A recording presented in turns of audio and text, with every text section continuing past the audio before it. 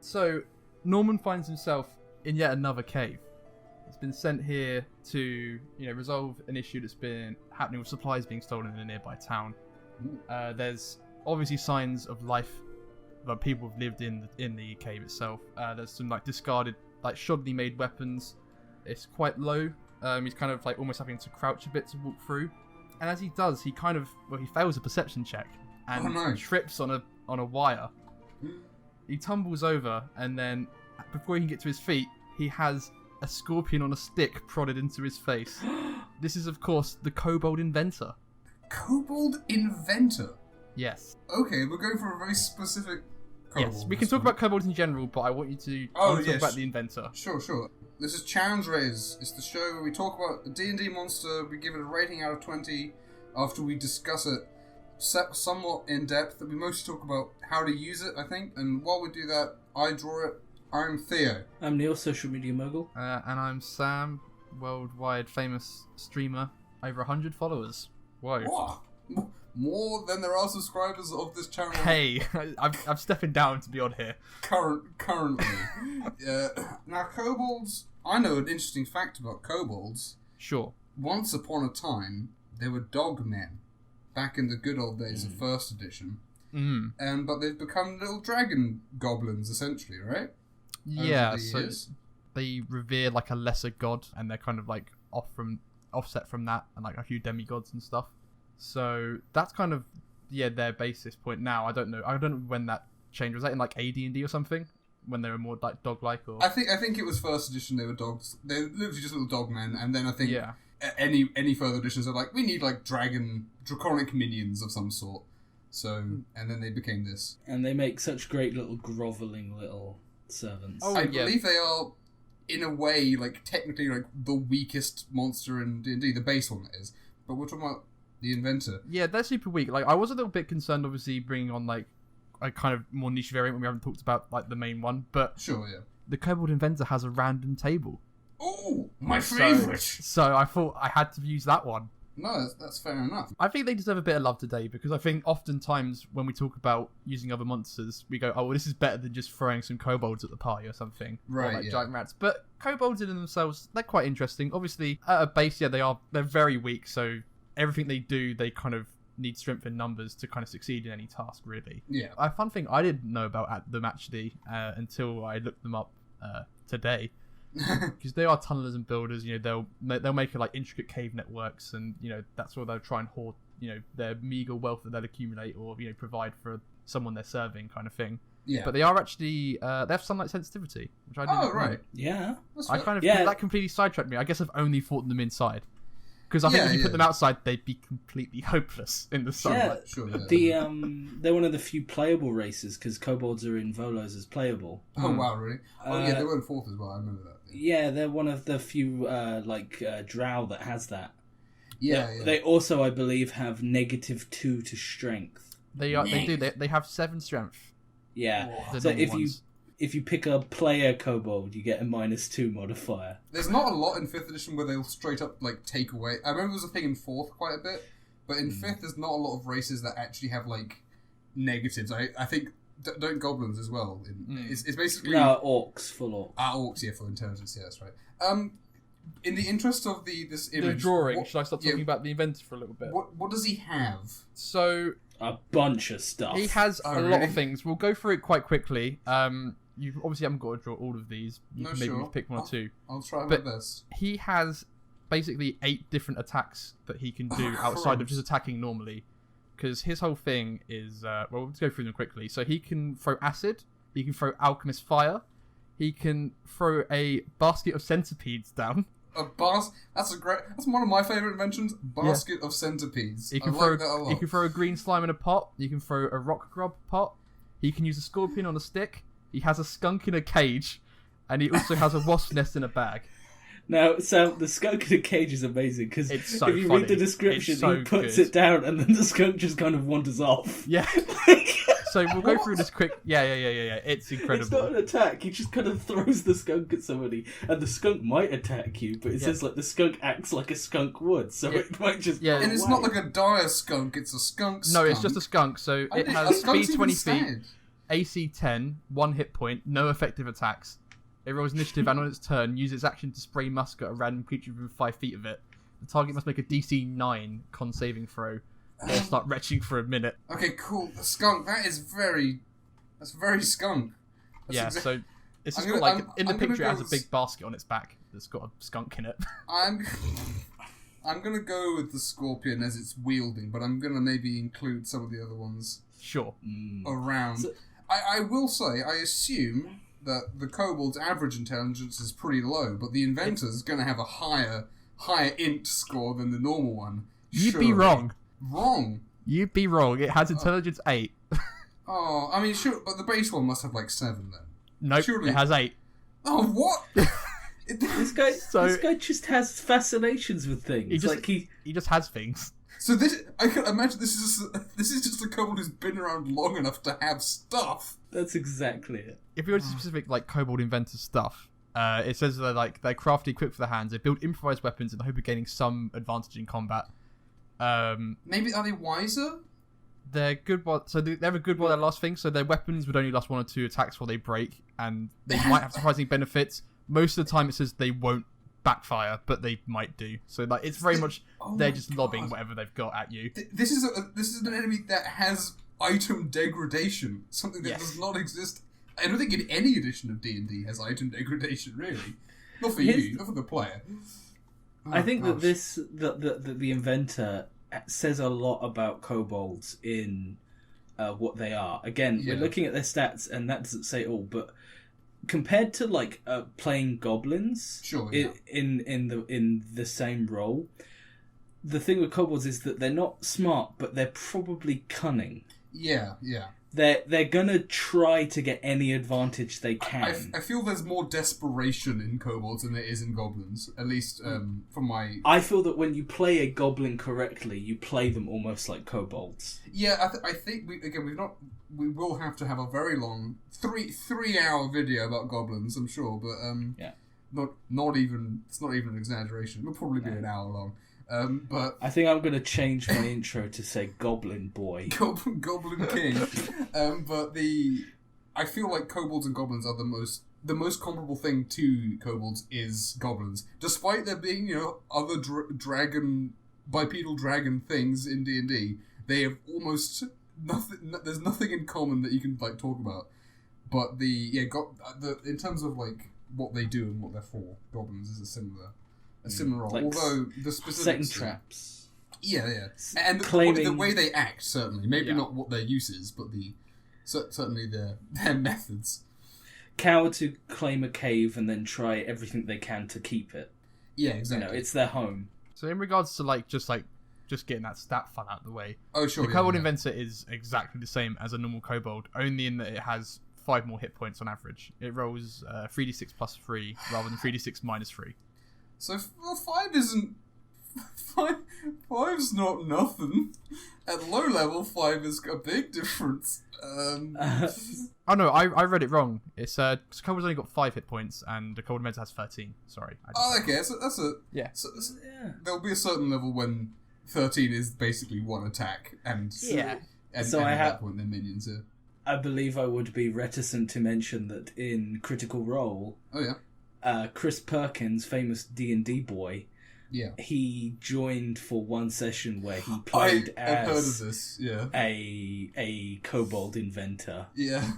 And he quite famously ran in, threw a beehive at a giant, and then was splatted in 1 hit. That's excellent. And I had heard of that quite legendary event. I think I've seen an animated thing of it. So yeah, right. Yeah, fair. I mean, that's one of the only bits of media from that series I've taken in. Not out of dislike, just time. It's a lot of episodes, guys. There's a lot of it. There's a lot of Critical Role right now. But you should watch all of our episodes. Yeah, yes. Yeah, watch our vlog episodes though. To be fair, there are significantly fewer. We've not been going for as long, and it's only one video that's less than an hour every week. Not every week a 3.5-hour video. Anyway, it's a great show, I think. It's really good, probably. From what I've seen, it's as somebody who actually does watch it, it is pretty good. Right, anyway, this is all get cut, but... It's responsible for the D&D Renaissance, at least in part. Yes, that's... Yeah. Kobolds. Kobolds, yes. Does it have any other interesting stuff that we should talk about vis-a-vis? It's just its stats and stuff. So, I guess the other thing is, obviously, they have pack tactics, which obviously, combines with their kind of idea of, they need a lot of them to do things. And in that case, if you threw enough of them and they kind of isolated a member of the party, even though they are very weak, they could possibly cause an issue. Yeah, that's fair. As well, it's like weapon invention bit. It has a regular dagger and a sling, like all kobolds do. So you don't have to go super cookie, but I don't see why you wouldn't. Yeah, again, if you got the Inventor, then I assume it's like Scorpion on a stick is its better melee weapon. Can you use it once? Oh, well, I guess that makes sense, because it's a Scorpion on a stick, but... And it's not very good. We don't need to go into stats of order, but I assume, it's like a D6 poison? No. It's, to be fair, it's a D8, actually, so... yeah, there we go, it's great. It's a plus 4... It's a plus 4 to hit. It's got reach 5 foot. On a hit, it does 1 piercing damage and 1 d8 poison. Okay. Or half as much on a save throw. A DC 9 con as well. Sure, yeah. Now, what I'm struggling with now for me, my decision is: should I just literally make it a Scorpion like sitting on a stick, or should it be tied to it? For an invention, it should be tied. Oops. In the drawing, it's tied. Yeah, that makes more sense. But I think it might just be sitting on top. For me when I get around to it. He's kind of holding it on the stick. Yes. I mean, all the other stuff was just things in pots, which is obviously excellent. But and a skunk in a sack. And a skunk in a box, which is probably the most complicated of the inventions that it has on its arsenal, I should think. Yeah. Really. There's one thing I want to say actually about these random things and why they're quite funny. One of them that could be actually potentially like really bad for a party is the rock grub pot. I don't know if you know what some of rock grubs does. No, I have no idea. Basically, rock grubs are like gross maggots that eat flesh and want to eat people as well. Yeah. When you make contact with them, you have to make a DC 10 dex saving throw. On a failed save, a rock grub will burrow into your flesh and deal 1d6 damage, which is pretty bad. Yeah. However, after the end of that player's next turn, if you do not apply fire to it, to the character, it burrows beyond the point where that is effective, and it will continue to do like 1d6 every round until you die. Okay, that is bad. It burrows into your heart and kills you. Yeesh. Okay, so it has one thing. That's quite fun, because again, this is like obviously a joke as a monster, but then it has one thing that is horrible. So which is basically, unless you have a way to put fire on them before they start their next turn, you need cure disease or something like that. Yeah, and you'd have to constantly be healing them until you can get to a cure disease point or whatever. As an early fight, if that got thrown in to a new party and they're not really prepped for that, it could be potentially unwanted in how effective it could be. Yeah, you might not realise if you just see it and then chuck it in. It does say that with the weapon invention thing, the DM can choose rather than roll. So maybe if you're with a very new party, don't choose the rock grub. Yeah, or like if you roll it, then go, ooh, maybe I'll say it was a different one just because of or just telegraph it. Yeah, or really, like you have another kobold standing next to them. The rock grub explodes, jumps onto them, and he knows what to do. Yeah, so he runs immediately to the fire. Like a torch and just dumps his hand in it. Yeah, and then and then you could make the party member roll a d4 damage for the fire, so it gets. It does say it takes 1 damage, but you could roll for it as well. Yeah.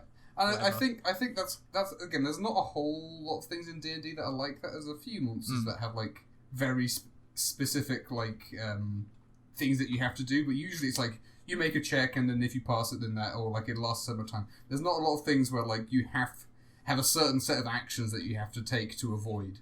Like the only thing I'm thinking is like like with Ghost, with Ghost like you get age and then you have to cast the spell, but it's not like you have to do some sort of weird ritual or like something almost superstitious. Like this makes like almost too much sense for D&D for a lot of the things that you end up doing. So about like the Inventor, using him he is obviously an incredibly fun room in a dungeon. Yeah.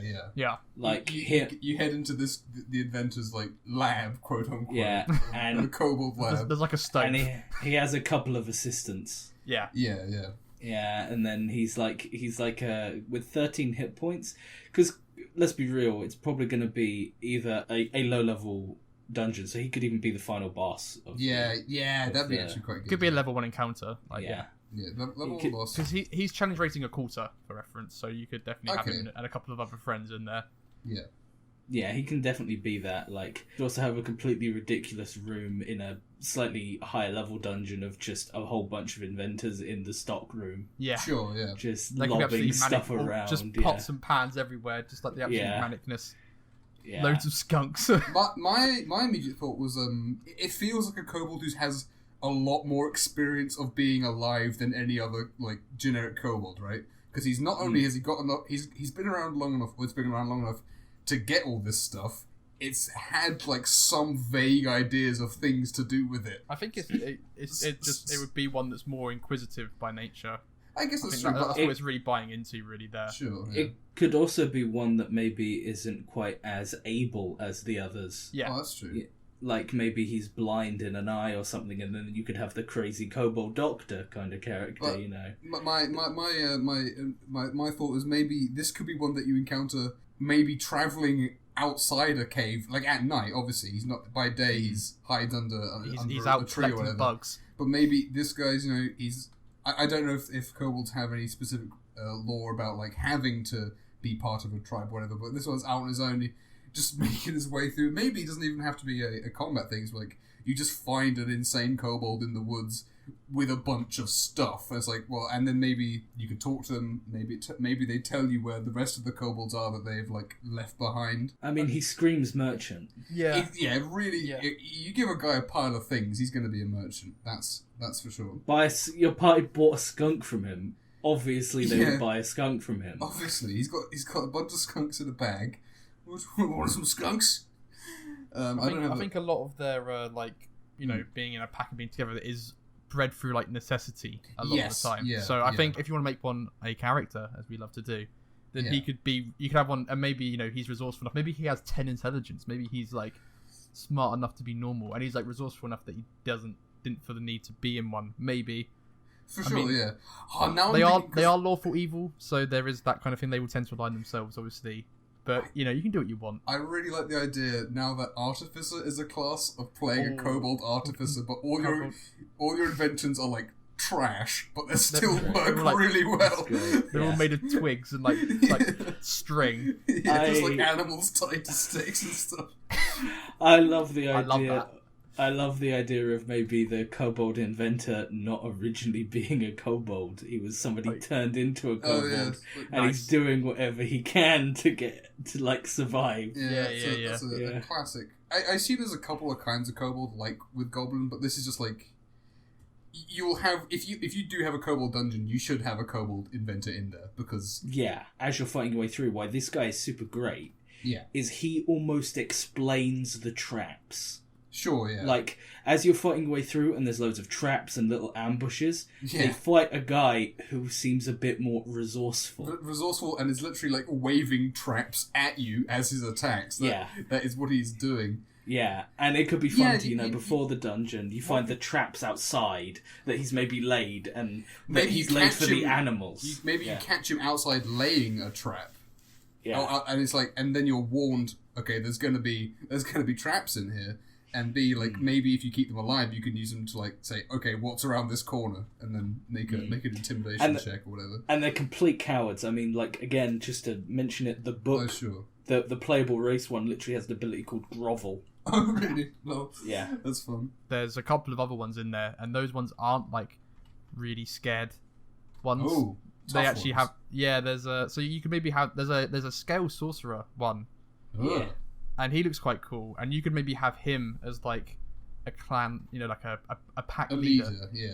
And then you could have the inventor as like his like aide to the side, who's like thinks he's like smart and useful. Don't worry, I've got your back. Exactly, but isn't really. Whereas he actually can do a bit of heavy lifting in kobold scale. For a kobold, quote. And there's also winged kobolds exist, so Yeah, like really?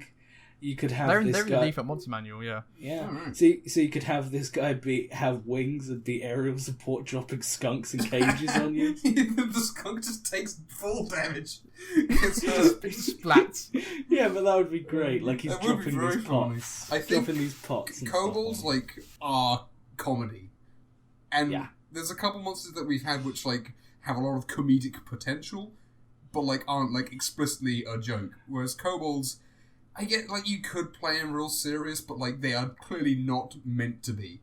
You are not meant to take them seriously in any way, shape, or form, and this is like the ultimate like sign of that. I think just because Definitely. I think it really raises it. It's got a scorpion on a stick and a Yeah. skunk in a box. I mean, if that's not comedy, I don't know what is. A Much party like- should not be TPK'd by kobolds. No, and if they are, that's a sad thing. Yeah. Much like with goblins, that people say people will love to actually try to make friends with Sure, I feel kobolds. I do feel goblins are. You can play goblins more scary. Oh yeah, Yeah. yeah. That's why. Just to number one goblin boy right here. Part of the reasons why goblins are so good is that they do run the whole gambit. They Yeah, can you can do anything. They can go from terrifying green little guys to comedy little green little guys. What you can't do with kobolds, and this is like proves that, is you could not have kobolds do like horrific things if you were doing like if you're running a serious adventure with lots of drama. If you have like the village is like laid to waste by kobolds and it's like horrific, it'll just feel silly if you then because it means you just can't use the kobold inventor. Because you couldn't have that. And then you couldn't he have steps closer to your mum with a scorpion on his yeah, stick. like you got burnt village corpses and then a scorpion on a stick and then he chucks a skunk at you. Not possible. You can't turn up to a village and like villagers are being mowed down by like swarms of bees that have been lobbed from the beehives that the kobold inventors have got. It doesn't terrible. really work tonally. No. Do we have a rating? I like this a lot. I quite like it quite a bit. I like actually. it a lot. I will say this is probably double what I would rate actual Kobold. Not having not done Kobold yet, so will probably change my mind on that. But I like this a lot. When Volos came out and I flicked through, Oh yeah. and I first saw the art to this creature, Oh sure, yeah. I tried to put it in wherever possible. Because I love this guy. He's Yeah, great. yeah. Kind of what we said with Astral Dreadnought, where it's like, if you're doing Astral Plane, you need to have a Dreadnought in there somewhere. If you have Kobolds, you should have the Kobold Inventor in there, surely. Like, you don't have to do anything, you don't have to try too hard to make it like an encounter, because this will make the encounter unique just by having it in there. Like, it's not one that you have to do a lot of work to try and you know, like world build and make entertaining, because it will be funny just by using what it does in the book, like straight up. You don't have to try hard to do that. when you play as it and then its attack is to open a basket of centipedes on the floor and the next turn they just disperse because there's a 50-50 chance that'll happen. Yeah, If they're not laughing at that, then like yeah, it's just one of those things where like this is such an easy thing to use. He gets sprayed by his own skunk. Yeah. yeah. So we've not really had anything like that. We've had things which are like there's obvious uses and it's versatile. This isn't really versatile, but it's so like the work's already been done. Like making it interesting and memorable. I'm gonna go like 13. I could probably go higher, to be honest. The number I had was 14 because I think it's really fun. Ooh. But I feel like 14 maybe pushing it into like Yeah, I don't know, but I still think I think it is very good though. Like, does like have to be really powerful to be really good? No, definitely not. And I think this is the best of kobolds, and kobolds are like they're an integral part of D&D. Yeah, they're like it's another like. I don't know. D&D I'm not sure. classic. Again, I'm happy to be persuaded another way. But Neil, you're the casting vote, I think. He has a scorpion on a stick. It's a 14. 14. You know what? I'm willing to go higher from 13. I think 14 is very good. It is probably like the highest thing to weakest thing that we've done. Yes. I should think. Yeah, but it's so fun. I mean, Sam reminded me this thing exists, and I want to use him now. Yeah, exactly. Yeah. It's a very fun thing. There's enough monsters with Volos and the base book that you could make an incredibly entertaining Kobold dungeon. For sure, with, everything together. You go peep. I'm going to peep at For it. the peep forest. Go to peep forest. There you Oh, look go. at our boy. Aww. Yeah, it's Oh, nothing crazy. I like the idea that he's about to jump onto the Kobold's face. Yeah, it does look. It's more antagonistic towards the Kobold than to Norman. It's very true. He's got all his pots and he's got his sort of big wrapped up bag. You know what? I was thinking about this because Kobolds are meant to be supremely cowardly, right? That's like their defining characteristic. But you know what? The Kobold inventor, he's invented bravery.